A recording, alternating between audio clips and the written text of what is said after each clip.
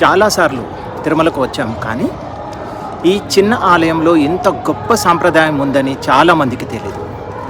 ఈ సిరీస్ లక్ష్యం కూడా అదే, తిరుమలను చూడటం మాత్రమే కాదు, దాన్ని ఒక యాత్ర, ఒక అన్వేషణ, ఒక అనుభూతి, అరవిందో ప్రయాణం. ఓం నమో వెంకటేశాయ. గోవింద గోవింద. తిరుమలకు వచ్చే చాలామంది భక్తులు మేరుగా శ్రీ వెంకటేశ్వర స్వామి వారి దర్శనానికి వెళ్తారు. కానీ శతాబ్దాలుగా కొనసాగుతున్న ఒక సంప్రదాయం ఉంది. ముందుగా ఆదివరాహస్వామిని దర్శించాలి. ఎందుకు? ఈ సంప్రదాయం ఎలా ప్రారంభమైంది? ఈరోజు ఆ రహస్యాన్ని తెలుసుకుందాం. మలగిరిపై నిత్య దీపం, ఆదివరాహుని అడుగు ముద్ర, 8 దిక్కుల మౌనానికి ఆయనే మొదటి కాపలాదారు.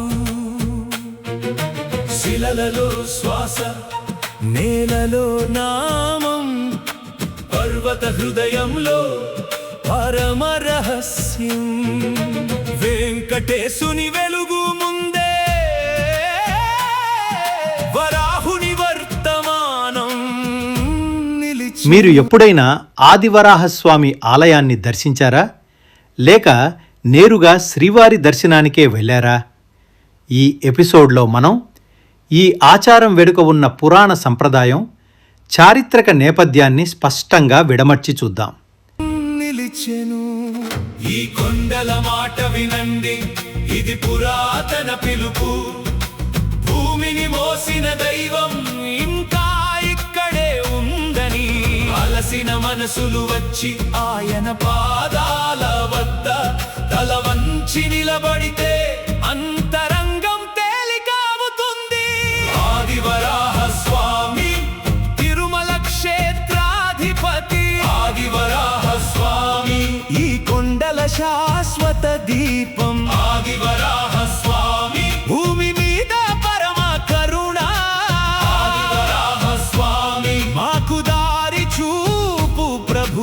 తిరుమల క్షేత్రానికి అసలైన యజమాని ఆదివరాహస్వామి. మనం దర్శించుకునే శ్రీనివాసుడు ఇక్కడ అతిథిగా ఉంటారు. అందుకే తిరుమలకు వచ్చే ప్రతి భక్తుడు ముందుగా వరాహస్వామిని దర్శించుకుని ఆయన అనుమతి తీసుకున్న తర్వాతే శ్రీవారిని దర్శించుకోవాలనేది శతాబ్దాల నాటి సంప్రదాయం. స్థానిక విశ్వాసం ప్రకారం యజమానిని దర్శించుకోకుండా నేరుగా వెళ్తే యాత్ర పరిపూర్ణం కాదని భక్తుల నమ్మకం. పుష్కరిణిలో పవిత్ర స్నానం ఆచరించిన వెంటనే ఈ దర్శనం చేసుకోవడం అత్యంత శుభప్రదంగా భావిస్తారు. పురాణాల పొరల వెనుక నిజంలా నిలిచిన రూపం, ఆయన చూపు పడగానే అహంకారం మట్టి అవుతుంది.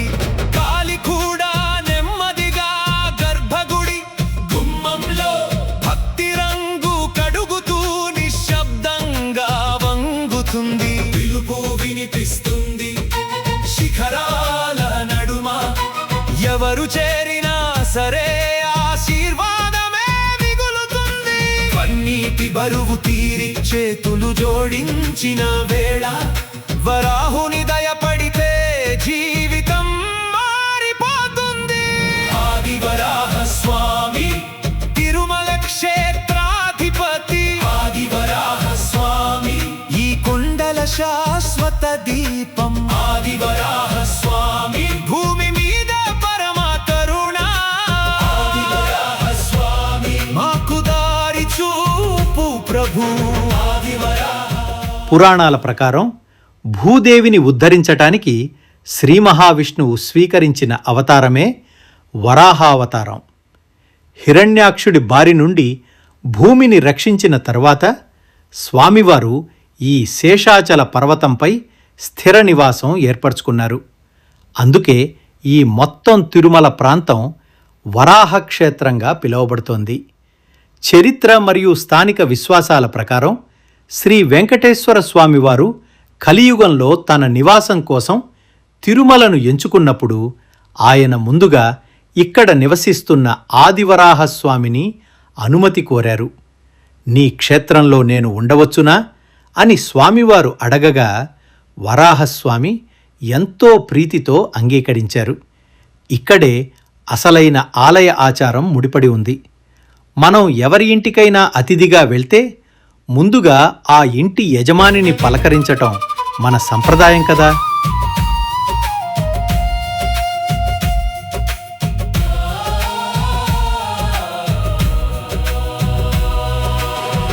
ఒక అడుగు భక్తితో కొండంత బలం వస్తుంది.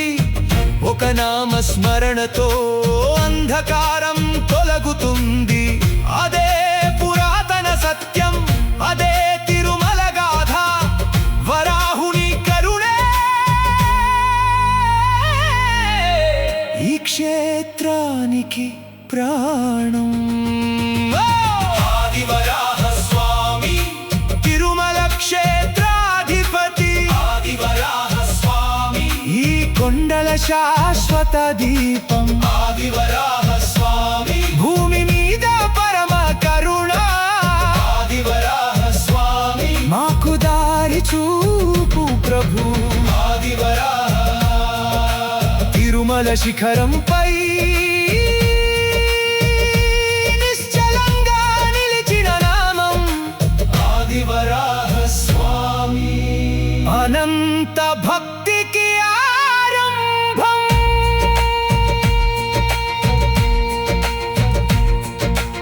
ఆదివరాహ శ్రీ వెంకటేశ్వర స్వామి వారి ఆలయానికి ఎదురుగా మరో చిన్న ఆలయం కనిపిస్తుంది. కానీ ఆ ఆలయం వెనుక ఒక తల్లి ప్రేమ ఉంది, ఒక కుమారుడి మాట ఉంది, ఒక విశ్వాసం ఉంది. ఆ ఆలయమే బేడి ఆంజనేయ స్వామి. ఆయన చేతులకు ఎందుకు బేడీలు ఉన్నాయి? ఆ కథ నిజంగా ఏమిటి?